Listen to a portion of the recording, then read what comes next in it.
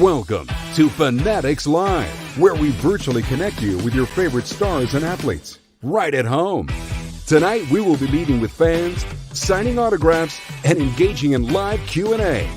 Now, let's welcome our host.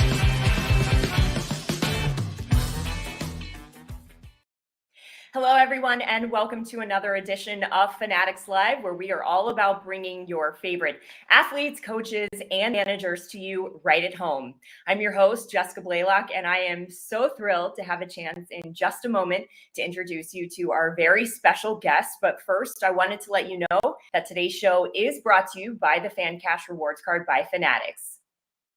As a FanCash Rewards card holder, you're going to receive some awesome benefits and perks, including access to unforgettable experiences with athletes. You can earn 6% FanCash on every purchase, exclusive deals, offers, and so much more.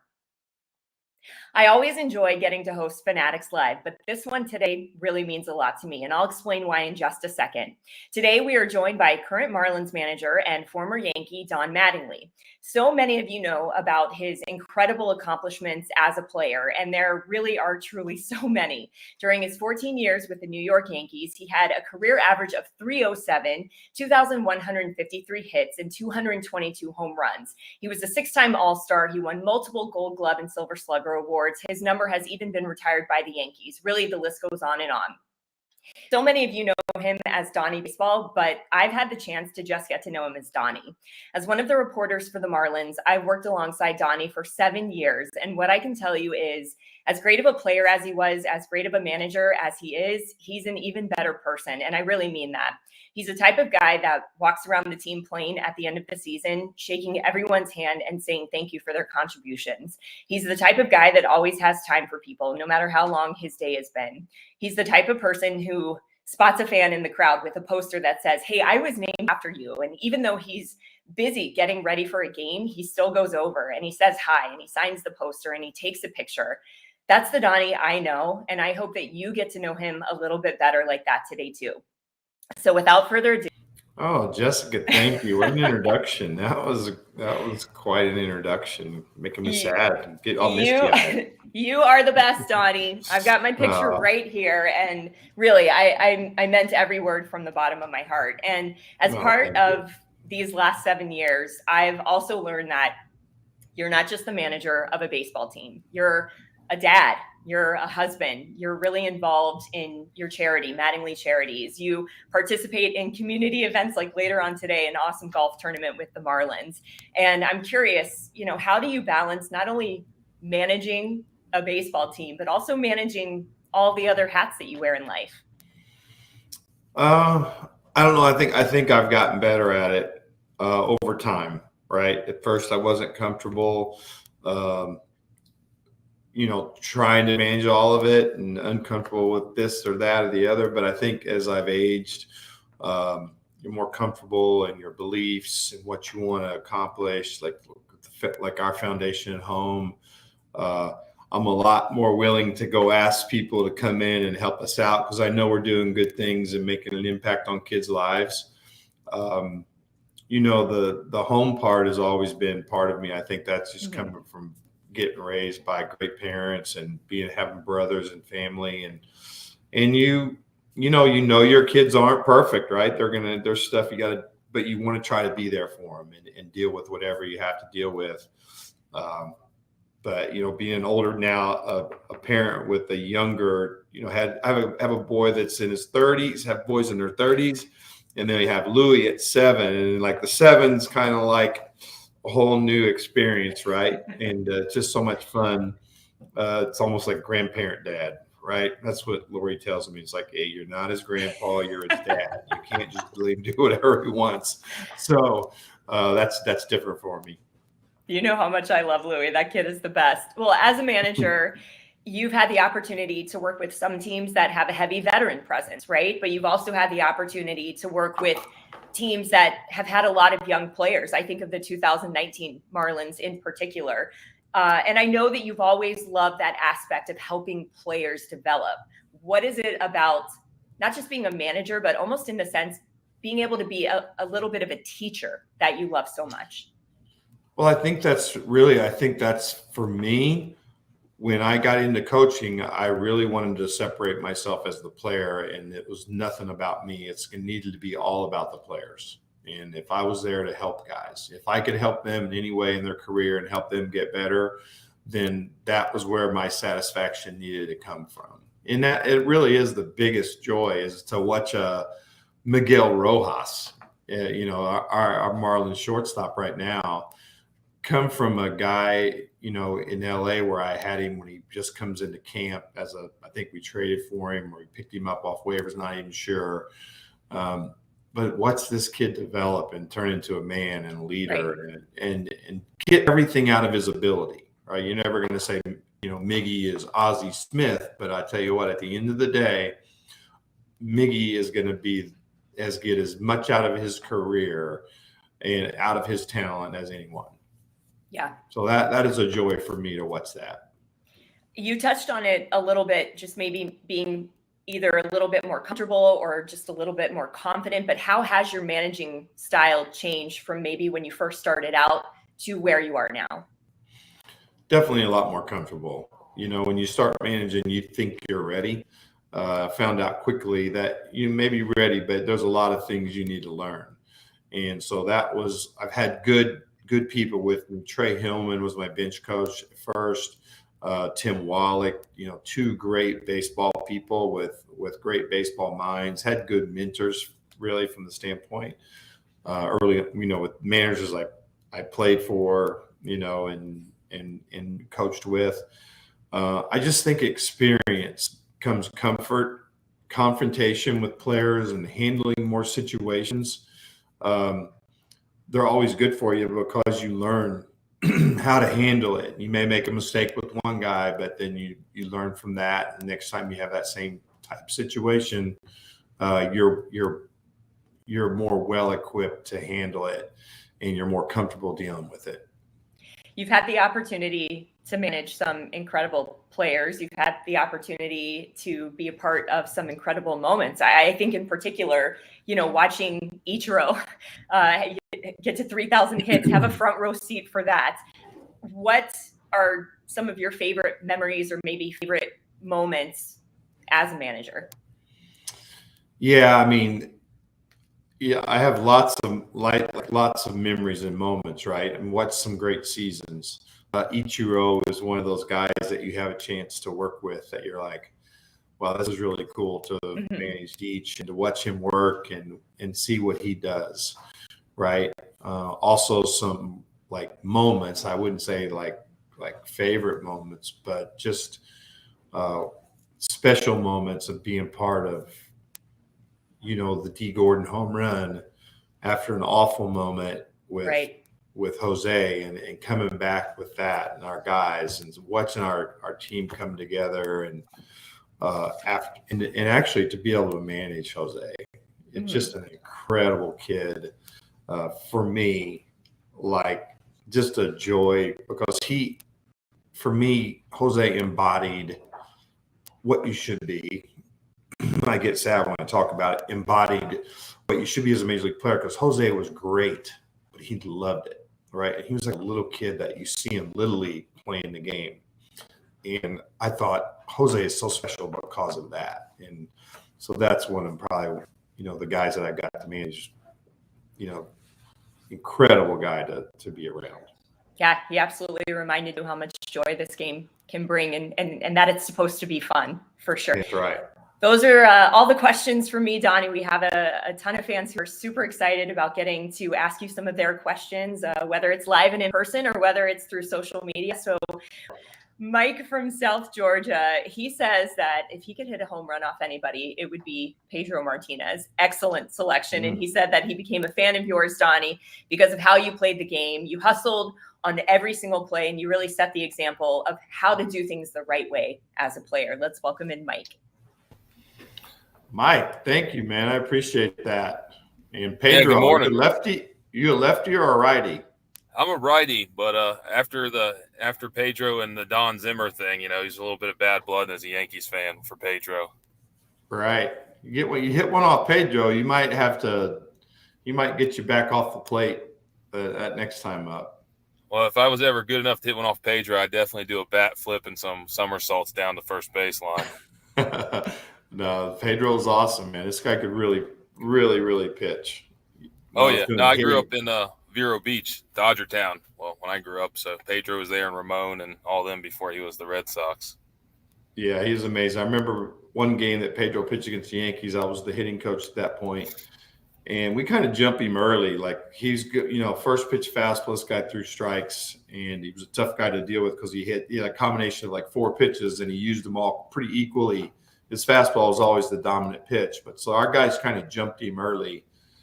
And, man, it didn't take Pedro about 6 hitters that all of a sudden he flips the switch. Everything's soft early. Our guys got us off balance. And then as soon as we start looking for that, here came the fastball again. So he was pretty amazing. Yeah, he was fun to watch. Just as a Yankees fan, not so much when he had success. Not so much, right? Yeah, but he Yes, was sir. good. You got to appreciate the greatness. Yes, sir. So my question is, obviously you were the captain and you were in a leadership role when you played in the clubhouse, but how did that prepare you as a player for when you transitioned into managerial roles, for more success as a manager coming from the playing background? Yeah, I think, the captain thing is weird because you don't really know. They kind of name you the captain and there's no job description with it. Right. And obviously they see something in you and you kind of learn that there's times you got to speak up, and then if something's going on in the clubhouse or something, you need to handle it or at least deal with it, right? And I think that is one of the things that you learn from like taking it to the managing side is that you can't let things like fester, right? If there's a situation, you need to go attack it and deal with it right away, because if not, it turns into a worse situation. I think as people, right, we don't like confrontation. We don't really, if there's something bothering us and you got something going on with somebody else, either your wife or a brother or a friend, and you're dealing with, you don't want to, it's like it's sticky, right? And it's like, you don't want to deal with it. I found out like if it just go do it, right? And I think that's what you learn, like able to take that to the managing side is just deal with the confrontation. Everybody feels better. You clean it up. I think people like respect that. Like if I know there's things I've had to tell players that I know it's not great, but I try to be honest and straightforward. And I've had guys come back 5-10 years later and be like, man, it bothered me at the time, but I respect the fact that you told me that way, right? You were straight up and honest with me and we dealt with it. So that's a good feeling, so that's kind of how I've, taken the stuff as a player and put it into the manager's chair. Oh, Mike, we're going to sign something for you here too, it looks like. So very cool. That autograph baseball. Yes, sir. Thank you. Nothing like it. Nothing like it. Mike, appreciate you, man. Yes, sir. Good luck on the season. Thank you. Appreciate it. Thanks, Mike. And Mike said you did everything the right way as a player, setting the example. And I can verify for everybody watching, he still does that as a manager to this day. Next up, we're going to welcome in Hugh from Vero Beach. He said he'd also like to hit a home run off of Pedro. I'm going to guess there are a lot of Yankee fans who would love to hit a home run off of Pedro. And he says that his baseball nickname would be either Lefty, Baldy, or Fester, which I'm guessing maybe Uncle Fester from the Addams Family. I'm not sure. Let's welcome in Hugh and find out. Now you know why. I knew that one right there, Hugh. When those nicknames were coming out, I had a feeling that there wasn't any hair on top of that head. Hey, dudes, you guys are after Pedro, right? You guys are wanting to hit a homer, bat flip, pimp him out, and let him feel it, right? Yeah, Mike stole a little bit of my thunder there, so I would be the only one that wanted to hit a home run off Pedro, but I guess not. Yeah, it seems like you guys would probably like to do more than that to Pedro. Yeah, that's absolutely after what he did to Zimmer. So, so my question, Mr. Mattingly. Well, first of all, it's a great honor to meet you. Growing up in the 80s, I grew up in a small town in Virginia, and really the Yankee games were the only games that were televised. And so growing up left-handed and playing first base, I really idolized you growing up. So this is really a great honor right now. Oh, Hugh, I appreciate that, man. There's a lot of Yankee fans everywhere, right? They travel. They got it seems like everywhere we went, I remember getting a base hit in Anaheim one night, and the place kind of erupted, and I was like, what the heck is going on here? We're out in California, but the Yankee fans, they definitely travel. Oh, yeah. And for good reason, I guess. It's obviously a storied history. Okay, what you got in the background there? Tell me you got how that's part of my question. So our daughter, she's 1 year old. She's named Mattingly in your honor. Oh. And so thank the you. question is, say hi to Mr. Mattingly. So our question is, what is one of the more creative ways that you've been honored by the fans? You know what? What you have right there in your hands is the biggest honor for me. And I'm not even kidding that when someone names their child after you, and it's been numerous girls, a lot of Maddies out there, right? Nickname Maddies.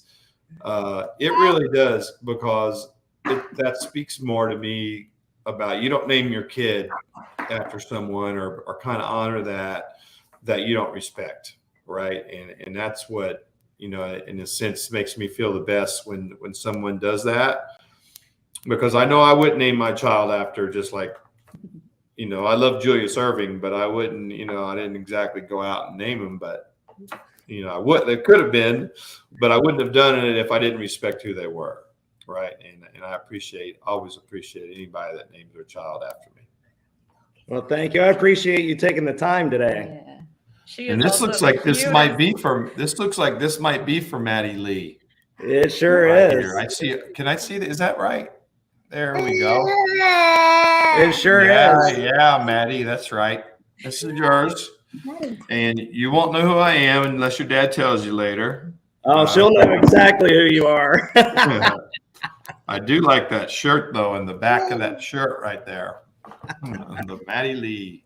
Yeah. I appreciate you being a fan, man. And obviously the honor of your little one there. That's really cool. Thank you so much. Oh, thank you. Hugh.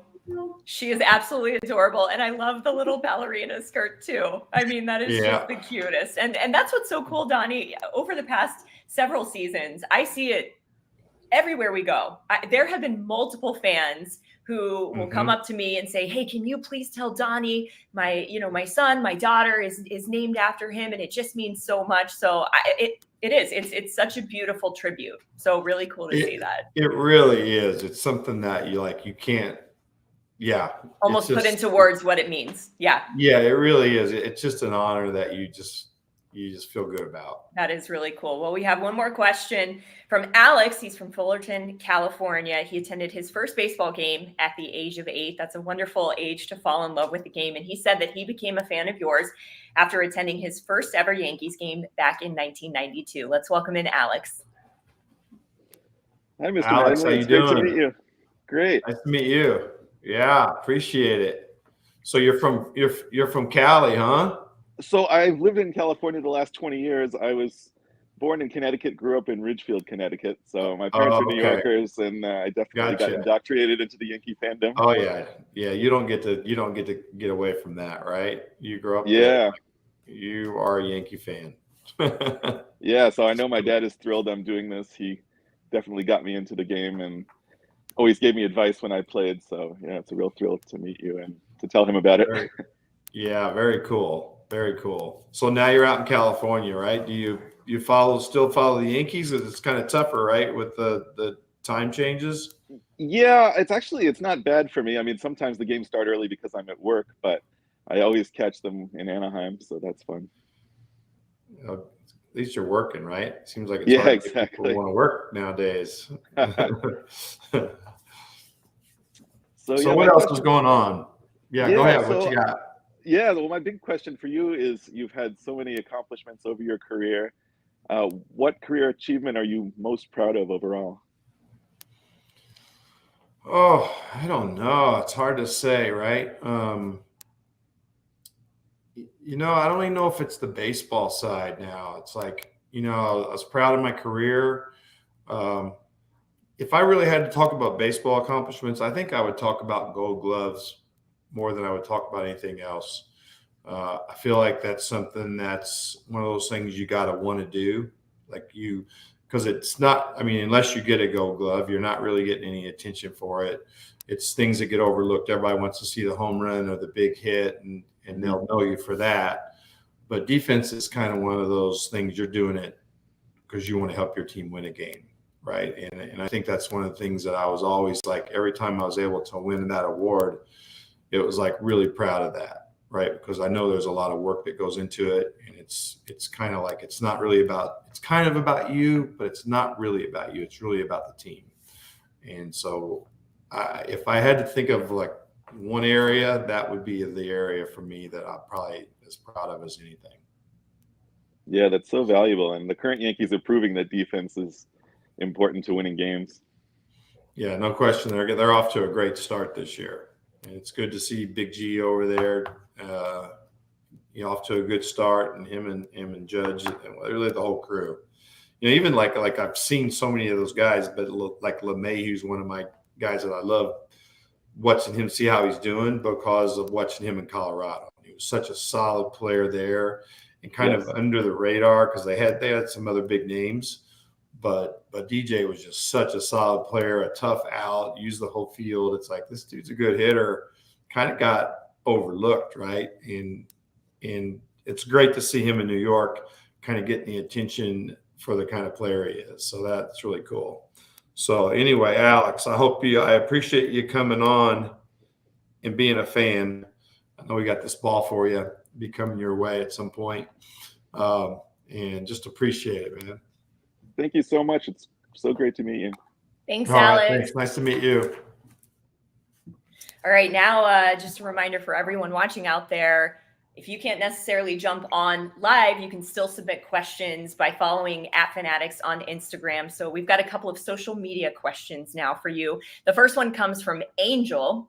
He wants to know, who is the toughest pitcher that you ever faced on the mound?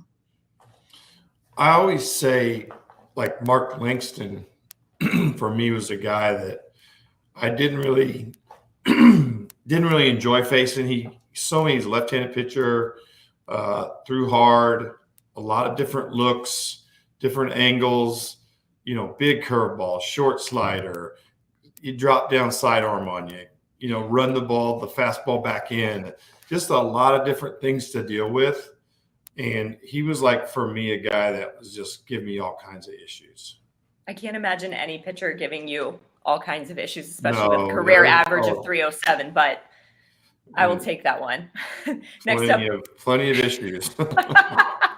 Next up from John. He wants to know, what was your favorite part about being a Yankee? I think the fans, honestly. I think New York is such a great place to play. Right. It's a challenge. A lot of people will say it's it's hard to play the fans that are on you or whatever, but I always thought that helped me to like not be complacent, right? They're always wanting your best and they push for more.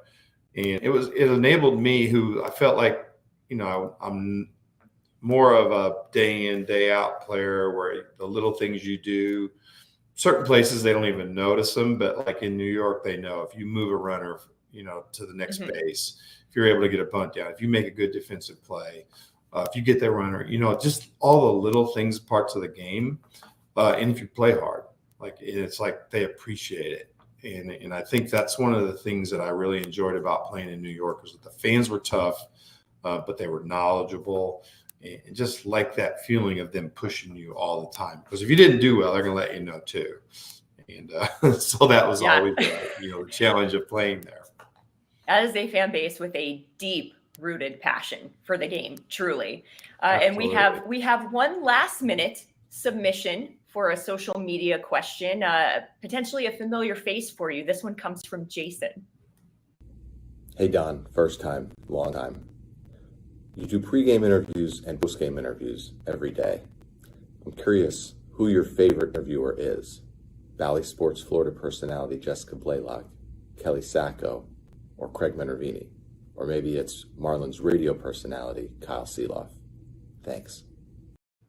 Well, this is an easy one for me because Jessica's obviously my favorite, right?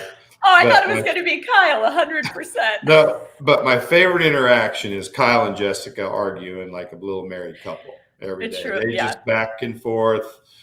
You know, Kyle's pretty much useless, but it's still good theater every day when these two get together. So we've missed you, Jess. I know. The Panthers are. You got that going on, but we've missed you. So we'll look forward to you getting back in that little confrontation daily with Kyle. I know. I've missed you guys too. I will be back at the ballpark in a couple of weeks. But yeah, one of these days we just need to turn the camera solely on Kyle and myself before we even start the media session. That type of content would be gold. All right, we're gonna wrap things up with a rapid fire round of questions. But first, let's hear a quick word from our sponsor. Introducing the FanCash Rewards Credit Card by Fanatics. Earn 6% FanCash when you shop with your card on Fanatics.com with exclusive cardholder perks and 6-month special financing on purchases of $150 or more. Text now to apply or go to Fanatics.com.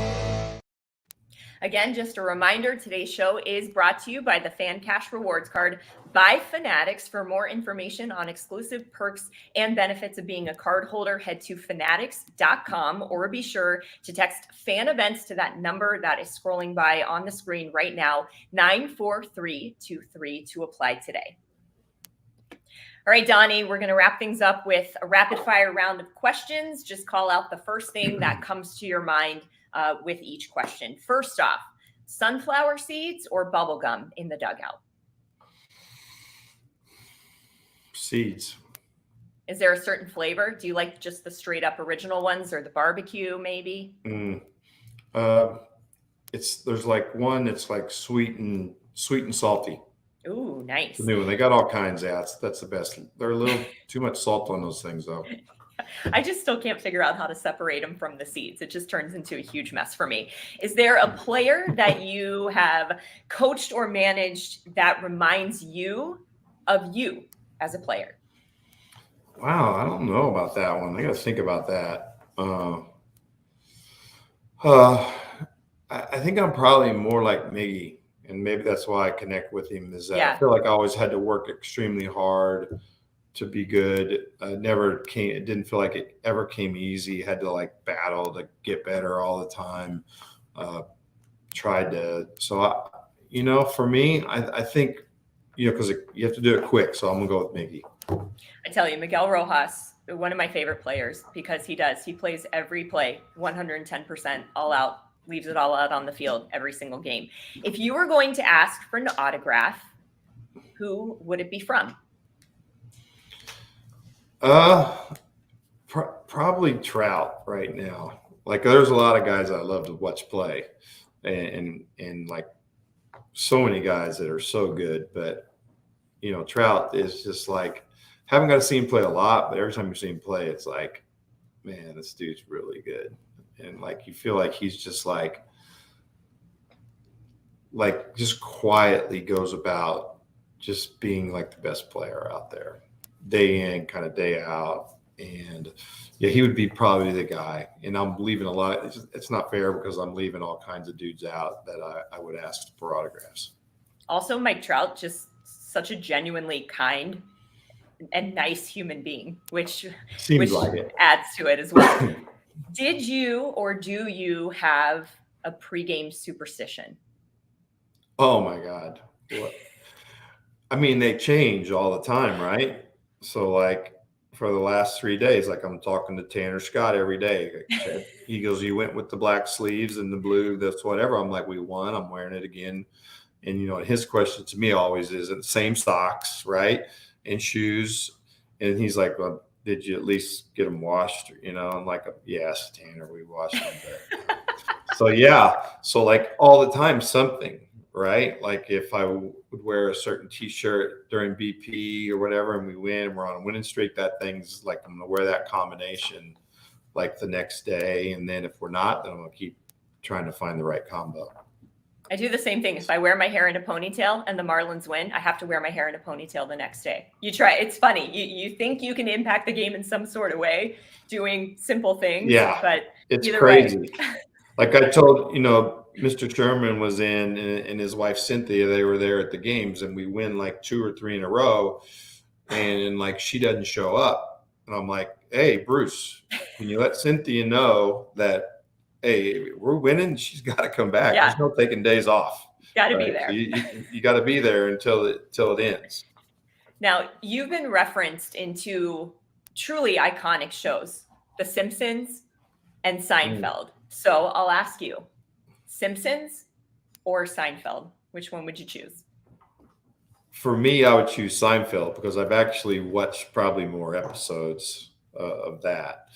And yeah, it's just that kind of humor that, the Seinfeld, Larry David type thing, man. It's just like they make shows out of nothing. Like they make shows out of like walking down the street and I found a dime and then this happened and it's a whole show, right? It's just like, how do you do this, right?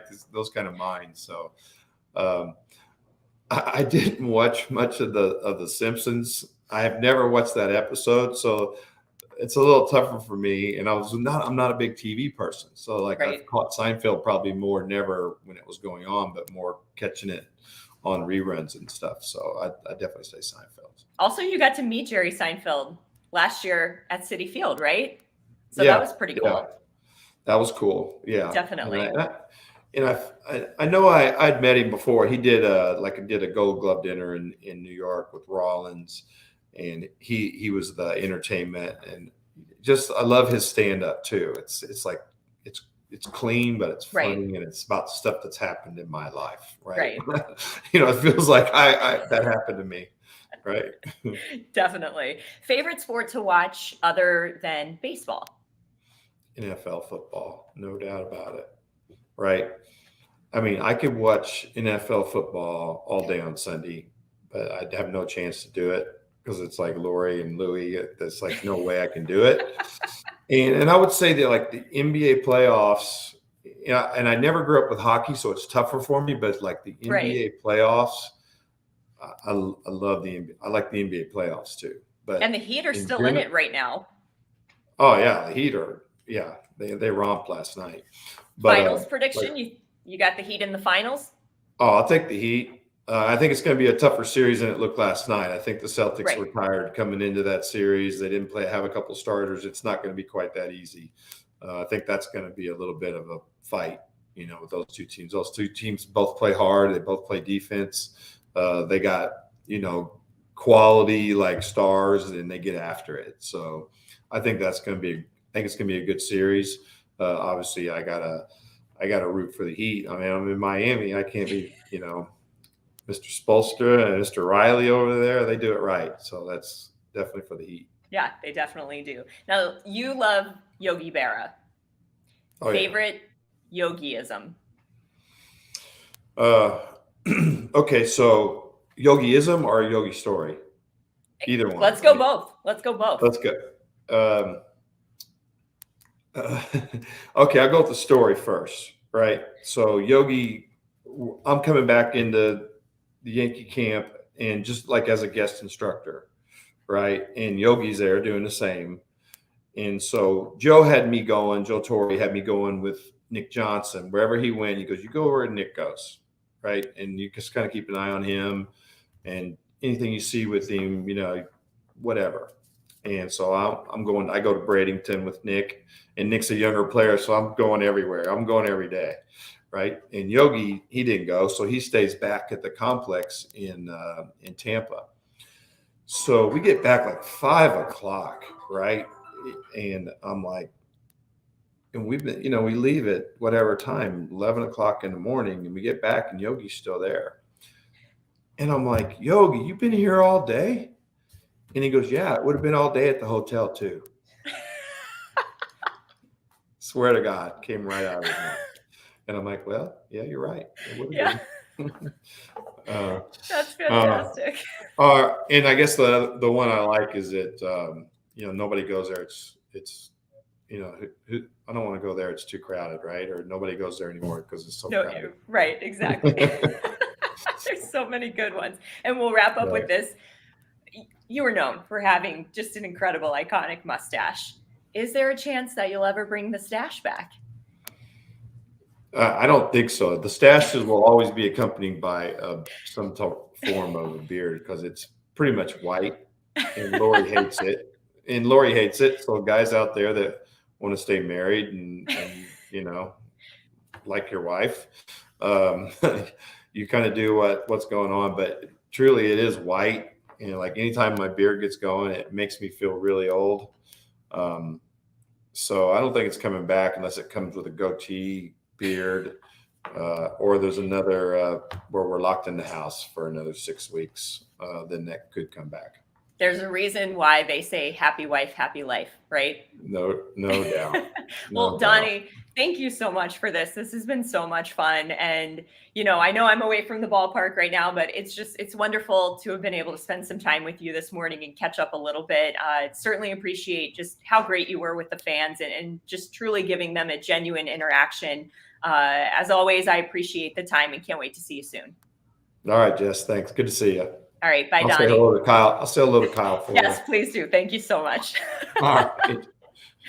There he goes, Don Mattingly. Awesome. I'm so glad that all of you out there got a glimpse into really, not just the former player, not just the manager I know, but really Don Mattingly, the person that I've had the opportunity to get to know so well over these past 7 years. He really is just so incredible. As you saw, such a genuine person. And so we certainly appreciate his time. If you ever want to go back and watch any former shows, be sure to check them out at fanatics.com/live. As always, again, a reminder to follow Fanatics on all social media platforms, including Instagram. That's the best way to interact with the show, submit those questions. We certainly hope you enjoyed this edition of Fanatics Live, and we will see you down the road for the next show.